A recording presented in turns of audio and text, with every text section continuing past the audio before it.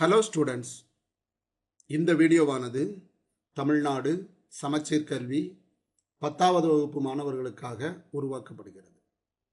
இதில் அறிவியல் பாடத்தில் உள்ள அலகு 10.3 உள்ள ஸ்டேட் ஆஃப் ஈக்குலிபிரியம், அதாவது சமநிலை பற்றி நம்ம பார்க்க போகிறோம். இந்த 10.2ல் இந்த ரியாக்ஷன் ரேட் எதுக்கு இம்பார்ட்டண்ட்டாக இருக்குது, அதாவது சில வினைகளில் ரேட் ஆஃப் ரியாக்ஷன் அதிகமாக இருக்கணும், சில வினைகளில் ரேட் ஆஃப் ரியாக்ஷன் கொஞ்சம் கம்மியாக இருக்கணும். இதை நம்ம மிஸ் பண்ணிட்டோம். ஸோ 10.2ல் இருக்கக்கூடிய why the rate of reaction is important, இதை பற்றி நம்ம என்ன செய்ய போகிறோம் பார்த்துட்டு அப்புறம் ஈக்குலிபிரியம் பற்றி நம்ம பார்க்க போகிறோம். If the reaction is fast, we can get more amount of product in a specified time.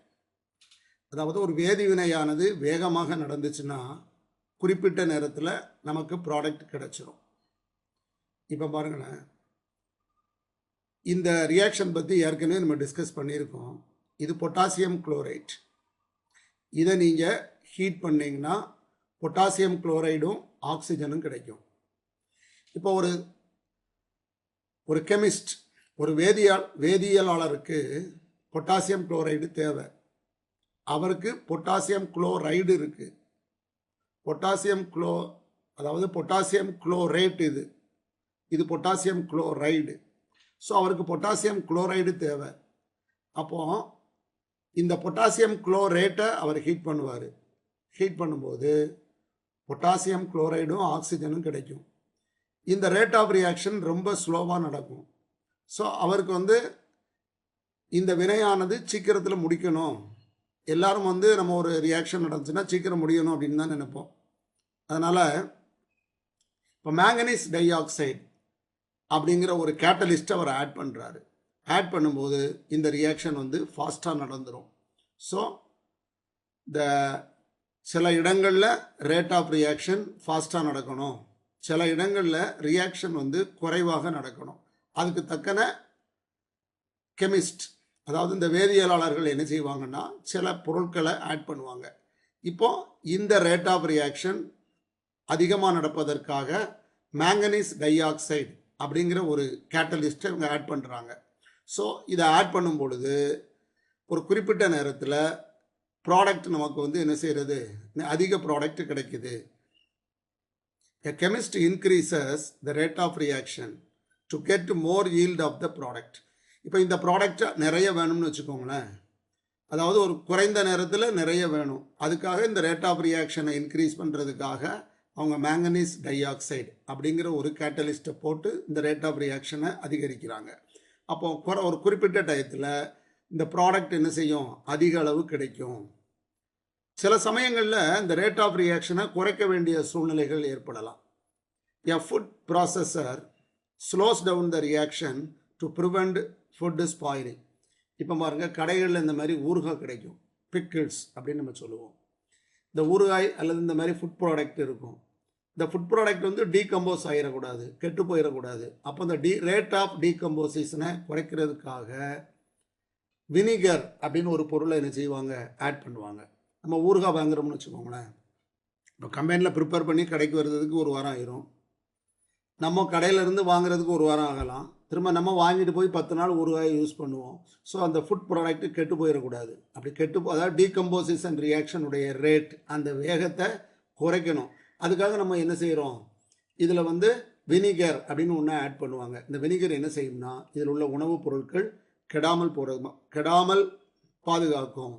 So ரியாக்ஷனுடைய rate சில இடங்களில் ரேட் ஆஃப் ரியாக்ஷன் அதிகமாக இருக்கும், சில இடங்களில் ரேட் ஆஃப் ரியாக்ஷன் குறைவாக இருக்கும்.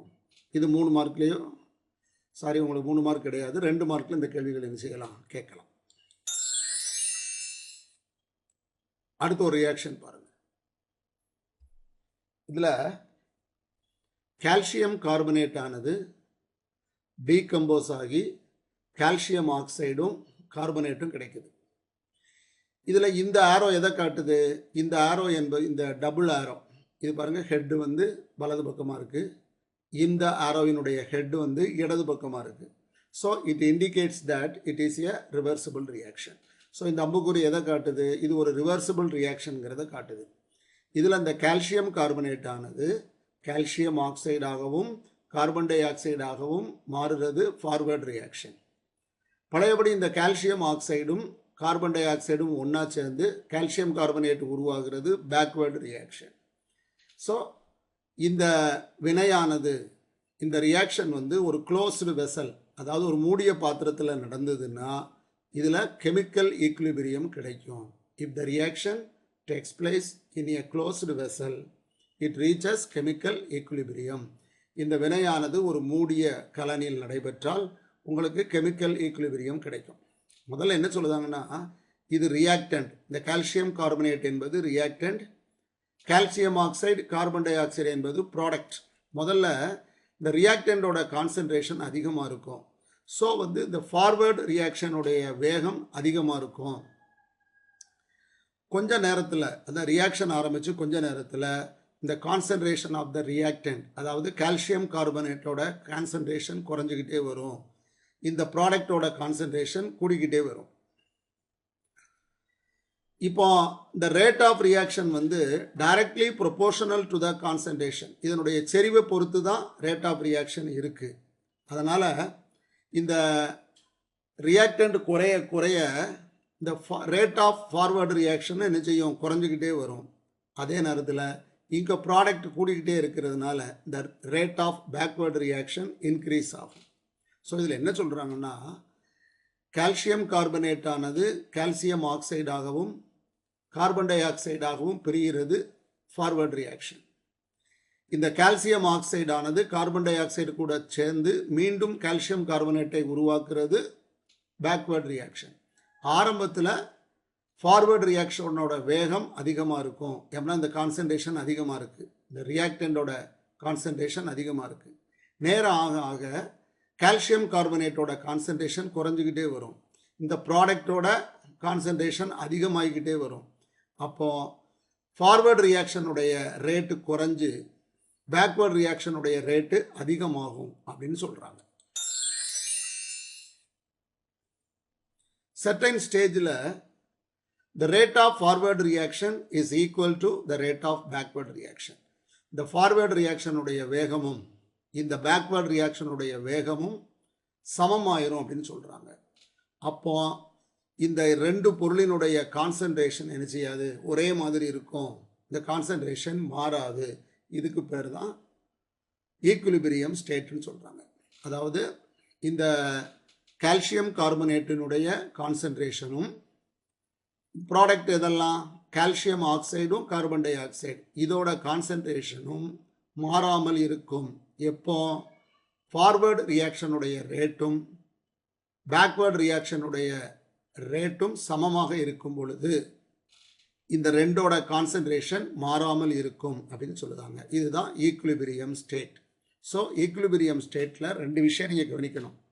The rate of forward reaction is equal to the rate of backward reaction. அதே நேரத்தில் the concentration of both reactant and product are same at that time. அந்த நேரத்தில் இந்த ரெண்டு பொருளினுடைய கான்சன்ட்ரேஷனும் சேமாக இருக்கும். இப்போ நீங்கள் டெஃபனிஷன் பார்க்கலாம். கெமிக்கல் ஈக்குலிபிரியம்னா என்ன? It is a state of reversible chemical reaction. இப்போ இந்த ரியாக்ஷன் என்னது? ரிவர்சிபிள் ரியாக்ஷன் தான். இன் விச் அதில் no change in the amount of reactants and product takes place. இதில் இந்த கால்சியம் கார்பனேட்டோட அமௌண்ட்டும் இந்த calcium oxide plus carbon di oxide ரெண்டையும் சேர்த்து பார்க்கணும். இதோட அமௌண்ட்டும் எப்படி இருக்கும்? மாறாமல் இருக்கும் அப்படின்னு சொல்கிறாங்க. அவங்க சமமாக இருக்கும்னு சொல்லலை, மாறாமல் இருக்கும். அந்த அமௌண்ட்டும் மாறாமல் இருக்கும் அப்படின்னு சொல்கிறாங்க. So at equilibrium the rate of forward reaction is equal to the rate of backward reaction. இன்னொரு பாயிண்ட் ஞாபகம் வச்சுக்கோங்க. the amount of reactant, அதாவது the concentration of reactant is equal to the concentration of the product. இன்னொரு reaction பார்ப்போம். நம்ம physical equilibrium பார்க்க போகிறோம். இப்போ இந்த படத்தை பார்த்துக்கோங்க. இது உங்கள் புக்கில் உள்ள படம். இது வந்து இன்டர்நெட்லேருந்து நான் எடுத்து போட்ட படம். இதில் ஒரு சில கான்செப்ட் கொஞ்சம் வித்தியாசமாக இருக்கிறதுனால நான் இதை எடுத்து போட்டிருக்கிறேன். இப்போ இந்த பாட்டிலில் வந்து வாட்டர் இருக்குது. சம்மர் நேரம்னு வச்சுக்கோங்களேன், வெப்பநிலை அதிகமாக இருக்கும். அப்போ இந்த பாட்டிலில் உள்ள தண்ணீரானது எவாபரேட் ஆகுது, அதாவது ஆவியாகி இதில் வெளியே போயிடுது. அப்போ அந்த தண்ணீரின் அளவு என்ன செய்யும்? குறையும். பட் அதே நேரத்தில் இந்த பாட்டிலை நான் க்ளோஸ் பண்ணி வச்சுட்டேன். அப்போ இதில் உள்ள தண்ணீர் எவாபரேட் ஆகும். ஃபஸ்ட்டு இந்த வாட்டரோட கான்சன்ட்ரேஷன், அந்த வாட்டரோட அமௌண்ட் அதிகமாக இருக்கிறதுனால எவாபரேஷன் அதிகமாகும். இதில் வாட்டர் லிக்விடாக இருக்கக்கூடிய வாட்டர் கேஸ் வாட்டர் வேப்பராக மாறுறது ஃபார்வர்ட் ரியாக்ஷன். இப்போ ஃபார்வர்ட் ரியாக்ஷன் நடக்கு. ஃபார்வர்ட் ரியாக்ஷன் ரொம்ப வேகமாக நடக்கும். அப்போ இதில் உள்ள இந்த வாட்டரானது எவாபரேட் ஆகி வாட்டர் வேப்பராக மாறும். கொஞ்ச நேரத்தில் இந்த ரியாக்டன்ட் குறைஞ்சிக்கிட்டே இருக்கும். நேரம் ஆக ஆக இந்த ரியாக்டன்ட் குறைஞ்சிக்கிட்டே இருக்கும். ப்ராடக்ட் என்னது? Water vapour. அது அதிகமாகிக்கிட்டே இருக்கும்.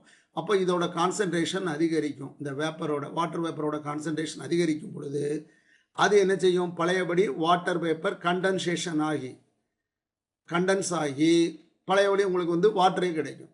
ஸோ இது ஃபார்வர்ட் ரியாக்ஷன். வாட்டர் வேப்பராக மாறுறது ஃபார்வர்ட் ரியாக்ஷன்.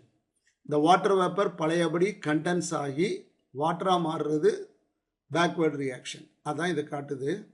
இதில் பாருங்கள், இந்த படத்தில் இந்த rate of forward reaction is high.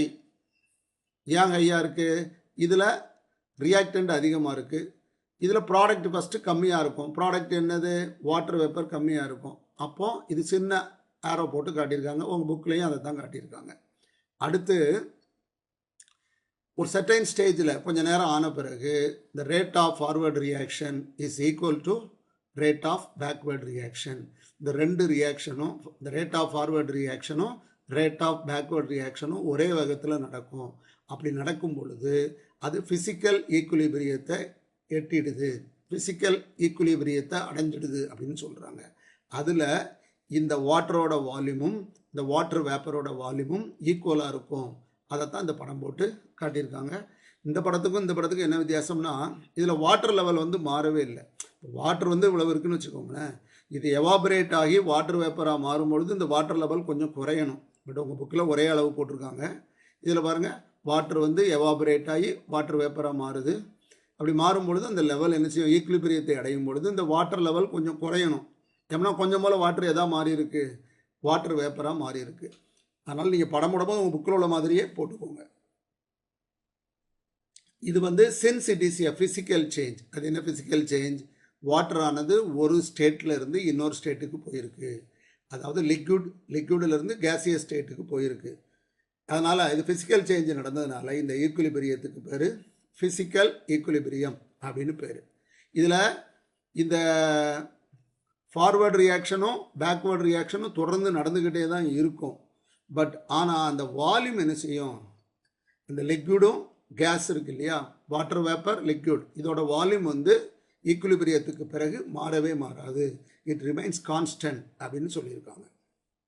Physical equilibrium is a state of physical change. இதுதான் டெஃபினிஷன். டிஃபைன் ஃபிசிக்கல் ஈக்குலிபிரியம் அல்லது வாட் இஸ் ஃபிசிக்கல் ஈக்குலிபிரியம் அந்த மாதிரி கேட்டால் நீங்கள் இதை தான் யூஸ் பண்ணணும். Physical equilibrium is a state of physical change. இதில் என்ன ஃபிசிக்கல் சேஞ்ச் நடந்திருக்கு? வாட்டர் ஆனது லிக்விடிலிருந்து கேசியஸ்க்கு ஸ்டேட்டுக்கு போயிருக்கு. At which the volume of all phases remains unchanged. அது என்ன ஆல் ஃபேஸ்? ஒரு ஃபேஸ் வந்து நிலைன்னு சொல்லுவோம். ஒரு ஃபேஸ் வாட்டராக இருக்குது, இன்னொரு ஃபேஸ் வாட்டர் வேப்பராக இருக்கிறது. இந்த ரெண்டு ஃபேஸும் என்ன செய்யும்? மாறாமல் அப்படியே இருக்கும்.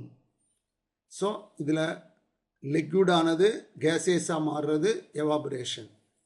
இந்த கேஸ் பழையபடி லிக்விடாக மாறுறது கண்டென்சேஷன். ஸோ இதுக்கு மேலே எவாபரேஷன், கீழே கண்டென்சேஷன் நீங்கள் எழுதிக்கணும். அடுத்து பாருங்கள், கேரக்டரிஸ்டிக்ஸ் ஆஃப் ஈக்குலிபிரியம். ஈக்குலிபிரியத்தினுடைய பண்புகள் என்ன அப்படின்னு கேட்டோம். In a chemical equilibrium the rate of forward and backward reactions are equal. இது நான் ஏற்கனவே சொல்லியிருக்கிறேன். ஈக்குலிபிரியம் அடையணும்னா ஒன்று அது க்ளோஸ்டு கண்டெய்னராக இருக்கணும். ரெண்டாவது condition, the rate of forward reaction must be equal to the rate of backward reaction. அப்புறம் சில பண்புகள், இப்போ வந்து ஒரு சிஸ்டம், இந்த சிஸ்டமில் நம்ம முன்னால் படம் போட்டு காட்டியிருந்தோம்ல, ஒரு பாட்டில், அதுக்குள்ளே கொஞ்சம் போல் வாட்டர் இருக்குது, அதுக்கு மேலே வாட்டர் வேப்பர் இருக்குங்கிறத காட்டணும். அந்த சிஸ்டத்தில் ப்ரெஷர், அழுத்தம், கான்சன்ட்ரேஷன், செறிவு, கலர், நிறம், டென்சிட்டி, அடர்த்தி, விஸ்காசிட்டி என்பது பாகுநிலை. இப்போ பாகுநிலைன்னு சொன்னோம்னா கையில் தொட்டு பார்த்தா ஒட்டும். இப்போ விளக்கெண்ணெய் இருக்குது, விளக்கெண்ணெயை தொட்டு பார்த்தீங்கன்னா ரொம்ப ஒட்டும். நல்லெண்ணெயை தொட்டு பார்த்தா அந்த அளவுக்கு ஒட்டாது. மண்ணெண்ணெய் நம்ம கையில் வந்து அந்த அளவுக்கு ஒட்டாது. பெட்ரோல் ரொம்ப ஒட்டவே ஒட்டாது. ஸோ இதான் விஸ்காசிட்டி, பாகுநிலைன்னு சொல்லுவோம். இது எல்லாம் அந்த சிஸ்டத்தில் அன்சேஞ்சு ஈக்குலிபிரியம் அடைந்த பிறகு இந்த ப்ரெஷர், அழுத்தம், கான்சன்ட்ரேஷன், செறிவு, கலர், நிறம், டென்சிட்டி, அடர்த்தி, விஸ்காசிட்டி, அந்த பாகுநிலை இதெல்லாம் மாறாமல் அப்படி இருக்கும். The chemical equilibrium is a dynamic equilibrium. ஈக்குலிபிரியத்தில் ரெண்டு உண்டு, ஒன்று ஸ்டாட்டிக், இன்னொன்று டைனமிக். ஸ்டாட்டிக்னா நிலையாக இருக்கிறது, டைனமிக்னா ஏங்கிக்கிட்டே இருக்கிறது. இப்போ கெமிக்கல் ஈக்குலிபிரியம் வந்து டைனமிக் ஈக்குலிபிரியம் தான். Because both forward and backward reactions continue to occur even though it appear static externally. இப்போ ஃபார்வர்டு ரியாக்ஷன் இருக்குது, பேக்வர்டு ரியாக்ஷன் இருக்குது. இந்த ஃபார்வர்டு ரியாக்ஷனும் பேக்வர்டு ரியாக்ஷனும் அதனுடைய ஸ்பீடு ஒரே மாதிரி நடக்கும்போது நம்ம ஈக்குலிபிரியம் அப்படின்னு சொல்கிறோம். ஸோ ஈக்குலிபிரியத்தில் the rate of forward reaction is equal to the rate of backward reaction. But வெளியே இருந்து பார்க்கும்போது அது ஸ்டாட்டிக், நிலையாக இருக்க மாதிரி தான் தெரியும். பட் உள்ளே நீங்கள் பார்த்தீங்கன்னா இந்த ஃபார்வர்டு ரியாக்ஷனும் பேக்வர்டு ரியாக்ஷனும் தொடர்ந்து நடந்துக்கிட்டே தான் இருக்கும் அப்படின்னு சொல்கிறாங்க. In physical equilibrium the volume of all phases remains constant. Physical ஈக்குலிபிரியத்தில் ஃபேஸஸ் அந்த நிலையானது அந்த வால்யூம் வந்து ரெண்டு நிலையிலும் மாறாமல் இருக்குங்க. இப்போ நம்ம போன தடவை பார்த்தோம், ஒரு வாட்டர் ஆனது எவாபரேட் ஆகி வாட்டர் வேப்பராக மாறிடுது. ஈக்குலிபிரியம் அடைஞ்ச பிறகு இந்த volume of water and volume of gas, அதாவது வாட்டர் வேப்பர், இது ரெண்டோட வால்யூம் என்ன செய்யாது, மாறாமல் அப்படி இருக்கும். பட் வந்து ஃபார்வர்டு ரியாக்ஷனும் பேக்வர்டு ரியாக்ஷனும் தொடர்ந்து நடந்துக்கிட்டே தான் இருக்கும். உங்களுக்கு இது ஏதாவது சந்தேகம் இருந்தால் நீங்கள் கமெண்ட்ஸில் எழுதுங்க, நான் ஆன்சர் பண்ணுறேன். Please subscribe our channel Sivasakthi Annamalai. நீங்கள் சப்ஸ்கிரைப் பண்ணால் தான் இது மாதிரி நிறைய வீடியோ எங்களால் போட முடியும். Thank you viewers.